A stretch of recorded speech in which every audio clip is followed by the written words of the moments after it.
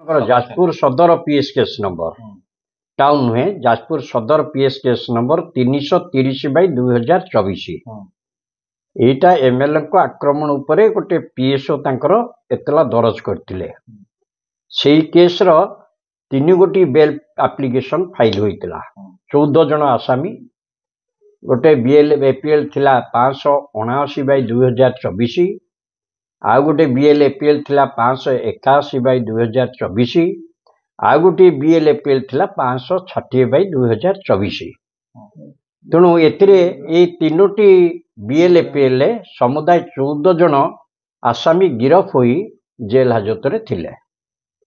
एवं ए जो बेल सुनानी मध्य गतकाली थिला गतकाली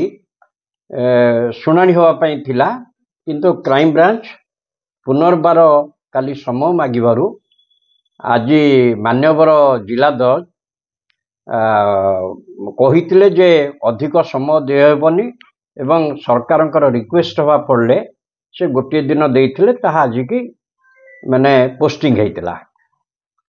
एवं सेही बेल गुड़िकर शुणानी प्रथमे होइथिला 11टा बेले सरकार तांको पक्ष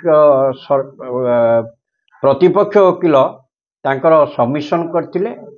एवं एही समय रे आज मध्य क्राइम ब्रांच समय मागिबा पई गोटे आवेदन करथिले कोर्ट रे किंतु मान्यवर जज कहिले जे काली दिया जाइथिला आज आपण आनिकी केस डाई दाखल करिया पई आउ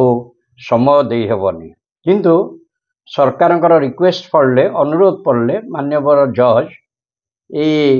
बेल पिटिशन को पुणी सेकेंड आवर को डेफर करथिले सेकेंड आवर को जतबेले डेफर करा जाइतिला क्राइम ब्रांच रो जने स्पेशल प्रोसिक्यूटर जे वर्तमान अछंती डेप्यूटी डायरेक्टर पब्लिक प्रोसिक्यूशन से अछंती वर्तमान सी आज 2:30 रे आसी पहुंची कोर्ट रे सबमिशन करथिले बेल को विरोध करथिले उभय पक्षंकर बेल सुनिला परे मान्यवर जिला जज ए 14 जन आसामी को जामिन मंजूर करिसंती एही शर्त रे मंजूर करिसंती जे प्रत्येक आसामी 2 जन लेखा जामिनदार देबे 50,000 सिक्योरिटी रे 50,000 टंका बेल बॉन्ड रे प्रत्येक आसामी 2 जन करी जामिनदार देई जामिन रे बाहरिबे एहा सहित से गोटे शर्त रखिचंती जे जणे जामिनदार निश्चित आसामी कर रक्त संपर्क होइथिबो ए हला जामिन ऑर्डर हेछि ता सहित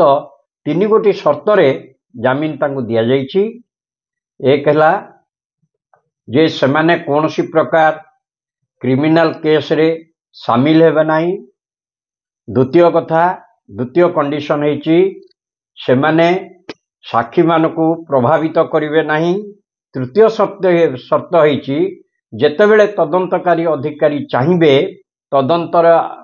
समय आवश्यक करिवे सेतेबेले तदंतकारी ऑफिसर निकट रे हाजर हेबे एई गोटी 3 गोटी कंडीशन रे तांकर मान्यवर जिला जज आज तांको जामिन मंजूर करछन एवं जदि जाजपुर टाउन थाना रे माने संपृक्त थिबे ताले पुलिस तांको रिमांड नबो क्राइम ब्रांच 3 गोटी केस तदंत करूची गोटे ए जाजपुर सदर केस आ गोटे थाना घेरो केस आ गोटे होची बिरजाहटम केस तीनोटी केस जाजपुर सीबीसीआईडी नहीं चंती तदंत करूचंती एवं जहाँ आज जिला जज कोर्ट को जो बेल पिटिशन फाइल हेची